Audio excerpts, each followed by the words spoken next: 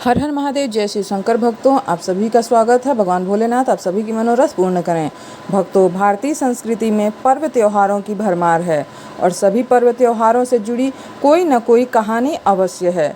इन्हीं व्रत त्योहारों में से एक है जीवित पुत्रिका व्रत, यानी जीवित पुत्र के लिए रखा जाने वाला व्रत। मान्यता है कि यह व्रत वे महिलाएं रखती हैं जिन्हें संतान होते हैं। बच्चों की लंबी उम्र के लिए रखा जाने वाला यह व्रत कुछ इलाकों में इसे जिउतिया ही कहा जाता है। भक्तों, हिंदू पंचांग के अनुसार यह व्रत अश्विन मास कृष्ण पक्ष की अष्टमी तिथि को मनाया जाता है। आइए जीवित पुत्रिका व्रत की 3 कथाएं एक साथ सुनते हैं। पहली कथा है जीवित पुत्रिका व्रत के साथ जीमुतवाहन की कथा जुड़ी हुई है। गंधर्वों के राजकुमार का नाम जीमुतवाहन था। वह बड़े उदार और परोपकारी थे। जीमुतवाहन के पिता ने वृद्धावस्था में वानप्रस्थ आश्रम में जाते समय इनको राज सिंहासन पर बैठाया, किंतु इनका मन राजपाट में नहीं लगता था। वह राज्य का भार अपने भाइयों पे छोड़ करके खुद वन में पिता की सेवा करने के लिए चले गए। वहीं पे उनका मलयवती नामक राजकन्या से विवाह कराया गया। एक दिन जब जीमुतवाहन वन में भ्रमण करते हुए जीमुतवाहन काफ़ी आगे चले गए, तब उन्हें एक वृद्धा, एक बुढ़िया विलाप करते हुए दिखी। उनके पूछने पे वह बुढ़िया ने रोते हुए बताया, मैं नागवंश की स्त्री हूँ और मुझे एक ही पुत्र है। पक्षीराज गरुड़ के समक्ष नागों ने उन्हें प्रतिदिन भक्षण हेतु एक नाग सौंपने की प्रतिज्ञा की हुई है। इस प्रकार आज मेरे ही पुत्र शंखचूड़ की बलि का दिन है। जीमुतवाहन ने वृद्धा को आश्वस्त करते हुए कहा कि तुम डरो मत, मैं तुम्हारे पुत्र के प्राणों की रक्षा करूंगा। आज उसके बजाय मैं स्वयं अपने आप को उसके आगे लाल कपड़े में ढककर वध्यशैला पे लेटूंगा। इतना कह करके जीमुतवाहन ने शंखचूड़ के हाथ से लाल कपड़ा ले लिया और वे खुद उसे लपेट करके गरुड़ को बलि देने के लिए चुनी गई वध्यशैला पर लेट गए। नियत समय पे गरुड़ आए और लाल कपड़े में ढके जीमुतवाहन को पंजे में दबोच कर पहाड़ के शिखर पर ले जाकर बैठ गए। अपने चंगुल में गिरफ्तार प्राणी को आंखों में आंसू और मुंह से आह निकलता न देखकर गरुड़ जी बड़े आश्चर्य में पड़ गए। इस प्रकार उन्होंने जीमुतवाहन से उनका परिचय पूछ लिया। जीमुतवाहन ने सारा किस्सा कह सुनाया। गरुड़ जी उनकी बहादुरी और दूसरों की प्राण रक्षा करने में स्वयं का बलिदान देने की हिम्मत से अत्यंत प्रभावित हो गए। प्रसन्न होकर गरुड़ जी ने उनको जीवन दान दिया तथा नागों की बलि न लेने का वरदान भी दे दिया।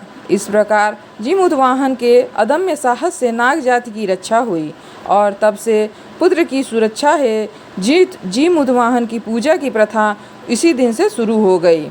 इस प्रकार आइए अब दूसरी कथा सुनते हैं। जितिया व्रत के कृष्ण भगवान से जुड़ी हुई यह कथा है। महाभारत युद्ध के समय अपने पिता की हत्या से नाराज हुए अश्वत्थामा ने पांडवों से बदला लेने की सोची। गुस्से में वह पांडवों के शिविर में घुस गए। वहां उस वक्त 5 लोग सो रहे थे। अश्वत्थामा को लगा कि यही 5 पांडव हैं और उन्होंने सोते हुए ही उन्हें मार डाला, लेकिन असल में वह 5 पांडव नहीं बल्कि द्रौपदी के 5 संतानें थीं। जब अर्जुन को ये बात पता चली तो अर्जुन ने अश्वत्थामा को बंदी बनाकर उनकी दिव्य मणि छीन ली गई। इसके बाद अश्वत्थामा का गुस्सा और भी ज़्यादा बढ़ गया। तब उन्होंने बदला लेते हुए अर्जुन के पुत्र अभिमन्यु की पत्नी उत्तरा के गर्भ में पल रहे जो बच्चा था उसकी गर्भ को नष्ट कर दिया और उस पे ब्रह्मास्त्र चला दिया। लेकिन भगवान श्री कृष्ण ने अपने पुण्य का फल उत्तरा की मृत संतान को देकर उसे पुनः जीवित कर दिया।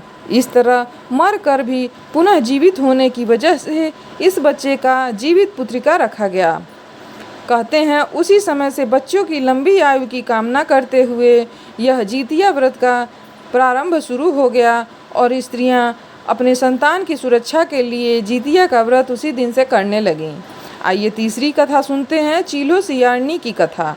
एक समय की बात है, एक चील और एक सियारन नर्मदा नदी के पास एक जंगल में रहा करती थीं। दोनों ने वहां कुछ महिलाओं को व्रत पूजन करते देखा और खुद भी ये व्रत करने का संकल्प ले लिया। इस उपवास के दौरान सियारन को भूख बर्दाश्त नहीं हुई, इसीलिए उसने चुपके से भोजन कर लिया और दूसरी ओर चील ने विधि विधान से इस व्रत का पूजन और अर्चन किया। अगले जन्म में चील और सियारन दोनों राजकुमारी बनकर सगी बहनें पैदा हुईं, जिसमें सियारन बड़ी बहन थी और चीलो छोटी बहन थी। दोनों बहनों की शादी कराई गई। तत्पश्चात लेकिन सियारनी रानी के जो भी बच्चे होते वह मर जाते, बल्कि चीलों के बच्चे जैसे होते वह स्वस्थ रहते थे। सियारन को इससे जलन होने लगी। जलन के कारण सियारिन और रानी अपनी बहन के बच्चों और उसके पति को मारने का प्रयास करने लगी, परंतु वह सफल नहीं हो सकी। बाद में जब उसे अपनी भूल का यह एहसास हुआ तो उसने अपनी बहन से जाकर के क्षमा मांगी। बहन के बताने पर उसने फिर से जितिया का विधि विधान से व्रत पूजन किया, जिससे उसके पुत्रों को लंबी आयु की प्राप्त हुई और वह हंसी खुशी अपना जीवन व्यतीत करने लगी। हर हर महादेव। जय शिव शंकर भक्तों, वीडियो पसंद आए तो लाइक और शेयर करिएगा। चैनल पर नए हैं तो सब्सक्राइब करिएगा। कमेंट में जय जीवित पुत्री का व्रत लिखना ना भूलिएगा। हर हर महादेव। आप सभी की मनोकामना अवश्य पूर्ण रहे।